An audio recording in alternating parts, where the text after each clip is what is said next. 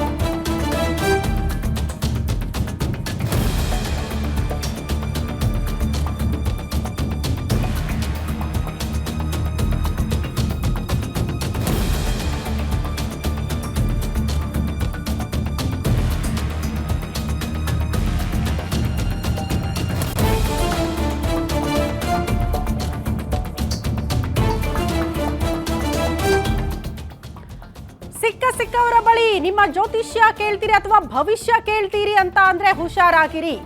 ಎಲ್ಲದಕ್ಕೂ ಜ್ಯೋತಿಷ್ಯ ಕೇಳೋರು ಈ ಸ್ಟೋರಿಯನ್ನ ಮಿಸ್ ಮಾಡದೆ ನೋಡ್ಬಿಡಿ.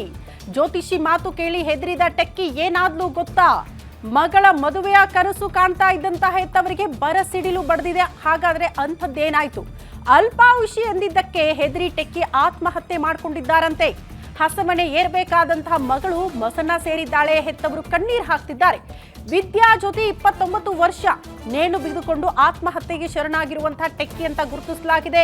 ಬಾಗಲಕುಂಟೆಯ ಬಳಿ ವಾಸ ಮಾಡ್ತಾ ಇದ್ದಂತಹ ಕುಟುಂಬಕ್ಕೆ ಅತಿ ದೊಡ್ಡ ಶಾಕ್ ಎದುರಾಗಿದೆ. ಕಾರಣ ಇವರೆಲ್ಲ ಮದುವೆ ಮಾಡ್ತೀವಿ ಅಂದ ತಕ್ಷಣ ಜ್ಯೋತಿಷಿ ಬಳಿ ಹೋಗ್ತಾರೆ. ನೋಡಿ ಸರ್, ಮಗಳು ಮದುವೆ ಮಾಡ್ತಾ ಇದ್ದೀವಿ, ಹೇಗಿದೆ ಅವಳ ಭವಿಷ್ಯ, ಚೆನ್ನಾಗಿದೆಯಾ ಆಕೆಯ ಜಾತಕ ಅಂತ ಕೇಳೋದಕ್ಕೆ ಮುಂದಾಗ್ತಾರೆ.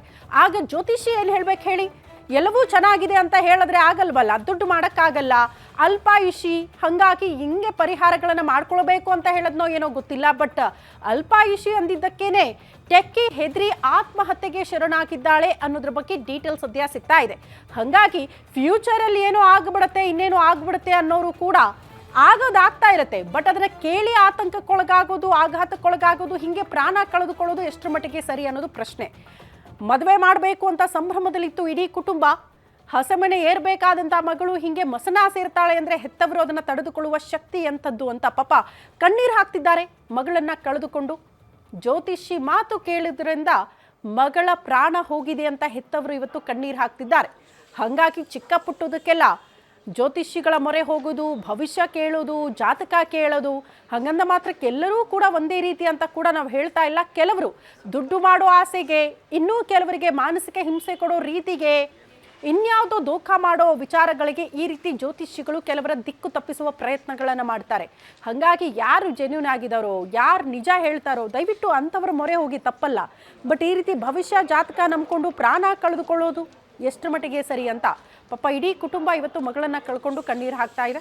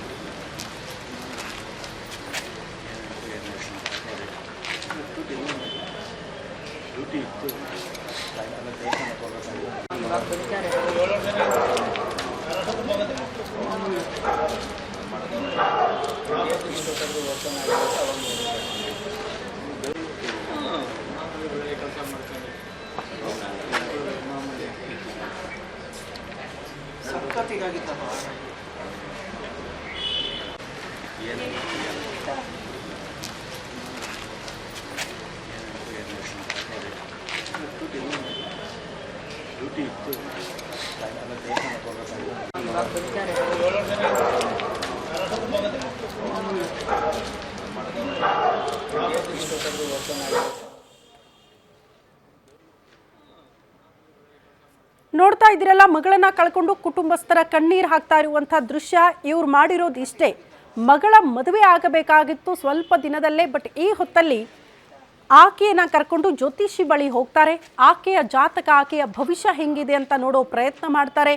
ಆಗ ಜ್ಯೋತಿಷಿ ಹೇಳಿದ್ರಂತೆ ಈಕೆ ಅಲ್ಪಾಯುಷಿ, ಬಹಳ ದಿನ ಈಕೆ ಬದುಕಿರಲ್ಲ, ಈಕೆಯ ಆಯಸ್ಸು ಕಡಿಮೆ ಅಂತ.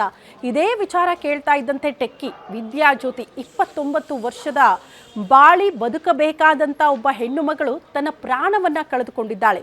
ಆತ್ಮಹತ್ಯೆಗೆ ಶರಣಾಗಿದ್ದಾಳೆ. ಕಾರಣ, ಇನ್ ಫ್ಯೂಚರಲ್ಲಿ ಸ್ವಲ್ಪ ದಿನಕ್ಕೆ ನಾನು ಸತ್ತೋಗ್ಬಿಟ್ರೆ ಮನೆಯ ಭವಿಷ್ಯ ಏನು, ಮದುವೆ ಆದವರ ಭವಿಷ್ಯ ಏನು ಅಂತ ಆಕೆ ಚಿಂತೆ ಮಾಡೋದ್ಲ ಗೊತ್ತಿಲ್ಲ. ಒಟ್ಟಿನಲ್ಲಿ ಜ್ಯೋತಿಷಿಯ ಮಾತು ಕೇಳಿಕೊಂಡು ತನ್ನ ಪ್ರಾಣವನ್ನ ಕಳೆದುಕೊಂಡಿದ್ದಾಳೆ.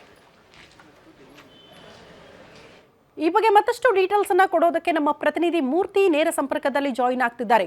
ಮೂರ್ತಿ, ಭವಿಷ್ಯ ಜಾತಕ ಕೇಳ್ತೀವಿ ಅಂತ ಹೋದವರು ಸ್ವಲ್ಪ ಅಲರ್ಟ್ ಆಗಬೇಕು ಅಂತ ಅನಿಸುತ್ತೆ ಈ ಸ್ಟೋರಿಯಿಂದ.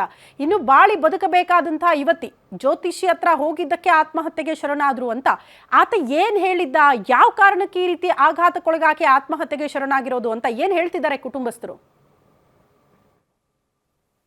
ಶ್ರುತಿ ಏನೋ ಮದುವೆ ಮಾಡ್ಕೊಳ್ಳೋ ಅಂತ ಒಂದು ಹತ್ರ ಬಂದ ಸಮಯದಲ್ಲಿ ಏನೋ ತಂದೆ ತಾಯಿ ಇಬ್ರು ಕೂಡ ಏನೋ ಅಲ್ಲೇ ಸ್ಥಳೀಯ ಜ್ಯೋತಿಷ್ಯ ಒಬ್ರ ಹತ್ರ ಹೋಗಿದ್ರು. ಆಗ ಆ ಜ್ಯೋತಿಷ್ಯ ಏನೋ ಅವರ ಮಗಳ ಜ್ಯೋತಿಷ್ಯವನ್ನ ನೋಡಿದಾಗ ನಿಮ್ಮ ಮಗಳು ಅಲ್ಪಾಯುಷ್ಯ ಆಗಿದ್ದಾರೆ, ಹಾಗಾಗಿ ಏನು 9 ದಿನಗಳ ಕಾಲ ಪೂಜೆ ಮಾಡ್ಬೇಕು, ವಿವಿಧ ರೀತಿಯಲ್ಲಿ ವ್ರತಗಳು ಮಾಡ್ಬೇಕು, ಮತ್ತೆ ಮೃತ್ಯುಂಜಯ ಹೋಮ ಕೂಡ ಮಾಡ್ಬೇಕು ಅಂತ ಹೇಳಿರ್ತಾರೆ. ಹಾಗಾಗಿ ಇವರು ಏನು 8 ದಿನಗಳ ಕಾಲ ಅವ್ರು ಹೇಳಿದಂತ ಜ್ಯೋತಿಷ್ಯ ಹೇಳಿದಂತ ಎಲ್ಲಾ ಪೂಜೆಗಳನ್ನ ಮುಗಿಸಿ ಇನ್ನೇನು 9ನೇ ಪೂಜೆ ಏನು ಬಗಲ್ಗುಂಟೆ ಪ್ರಸಿದ್ಧ ಬಗಲ್ಗುಂಟೆ ಮಾರಮ್ಮ ತಾಯಿಗೆ ಏನು ತಾಳಿಯನ್ನ ಕೊಟ್ಟು ಒಂದು 9ನೇ ದಿನದ ಪೂಜೆಯನ್ನ ಮುಗಿಸ್ಬೇಕಿತ್ತು. ಆದ್ರೆ ಆ 9 ದಿನ ಅಂದ್ರೆ ಇವತ್ತು ತಾಳಿಯ ಕೊಟ್ಟು ಪೂಜೆ ಮಾಡಿಸ್ಬೇಕಿತ್ತು. ಹಾಗಾಗಿ ಇವತ್ತು 9ನೇ ದಿನದಲ್ಲಿ ಅಂದ್ರೆ ರಾತ್ರಿ ಏನು ಊಟ ಮಾಡಿ ಮನೆಗೆ ಏನು ರೂಮ್ನ ಒಳಗಡೆ ಹೋಗಿ ನೇಣು ಬಿಗಿದುಕೊಂಡಂತ ಸ್ಥಿತಿಯಲ್ಲಿ ಪತ್ತೆ ಆಗಿರೋಂಥದ್ದು. ಏನು ಎಷ್ಟೊತ್ತಾದ್ರೂ ಮಗಳು ಏನು ರೂಮ್ನ ಬಾಗಿಲು ತೆಗ್ದಿಲ್ಲ ಅಂತ ಹೇಳಿ ಏನ್ ತಾಯಿ ಕವಿತಾ ಇದ್ದಾರೆ, ಅವರು ರೂಮ್ ಬಾಗಿಲನ್ನ ಬಡ್ದಾಗ ಏನು ಬಾಗಿಲು ತೆಗೆದಿರಲ್ಲ. ಹಾಗಾಗಿ ಏನು ಡೋರನ್ನ ಬಡ್ದು ಮತ್ತೆ ಡೋರನ್ನ ಮೀಟಿ ನೋಡಿದಾಗ ಏನು ಮಗಳು ನೇಣಿನ ಕುಡಿಕೆಗೆ ಹಾಕೊಂಡು ಸಾವನ್ನಪ್ಪಿರೋಂಥದ್ದು ಬೆಳಕಿಗೆ ಬರ್ತದೆ. ಏನು ಮಂಡ್ಯ ಮೂಲದ ಏನಿವರು ಉಮೇಶ್ ಮತ್ತೆ ಕವಿತಾ ದಂಪತಿಗಳ ಮಗಳಾಗಿರುವಂತ 29 ವರ್ಷದ ಏನು ವಿದ್ಯಾಜ್ಯೋತಿ ಅಂತ ಈಕೆ ಏನೋ ಬಾಷ್ ಕಂಪನಿಯಲ್ಲಿ, ಪ್ರತಿಷ್ಠಿತ ಬಾಷ್ ಕಂಪನಿಯಲ್ಲಿ ಏನೋ ಒಂದು ಉದ್ಯೋಗಿಯಾಗಿ ಕೆಲಸ ಮಾಡ್ತಿದ್ರು. ಕೆಲ ತಿಂಗಳಿಂದ ಮನೆ ಒಳಗಡೆ ವರ್ಕ್ ಫ್ರಮ್ ಹೋಮ್ ಕೂಡ ಮಾಡ್ತಿದ್ರು. ಏನು ಕೊಡಗು ಮೂಲದ ಏನು ಹುಡುಗ ಯುವಕ ಇದ್ದ, ಅವನ್ನ ಪ್ರೀತಿಸ್ತಾ ಇರೋದ್ರಿಂದ ಏನು ಮದುವೆಗೆ ಅಡ್ಡಿಪಡಿಸ್ತೇನೆ 2 ಮನೆಯವರು ಒಪ್ಪಿ ಏನು ಇವನ್ ಮದುವೆಗೆ ಸಮ್ಮತಿ ಸೂಚಿಸಿದ್ರು. ಹಾಗಾಗಿ ಇವರು ಏನು ಸಹಜವಾಗಿನೇ ಏನು ಮದುವೆ ಅಂದ್ರೆ ಜ್ಯೋತಿಷಿ ಬಳಿ ಹೋಗ್ಲೇಬೇಕು. ಹಾಗಾಗಿ ಹೋಗಿ ಜ್ಯೋತಿಷ್ಯ ಕೇಳೋಂತ ಒಂದು ಸಮಯದಲ್ಲಿ ಈ ರೀತಿ ಏನು ನಿಮ್ಮ ಮಗಳು ಅಲ್ಪಾಯುಷಿ ಏನು 9 ದಿನ ವಿವಿಧ ರೀತಿಯಲ್ಲಿ ಪೂಜೆ ಮಾಡಿಸಿದ್ರೆ ಒಂದು ಸಾವಿನ ದವಡೆಯಿಂದ ಪಾರಾಗಬಹುದು ಅಂತ ಹೇಳಿರ್ತಾರೆ.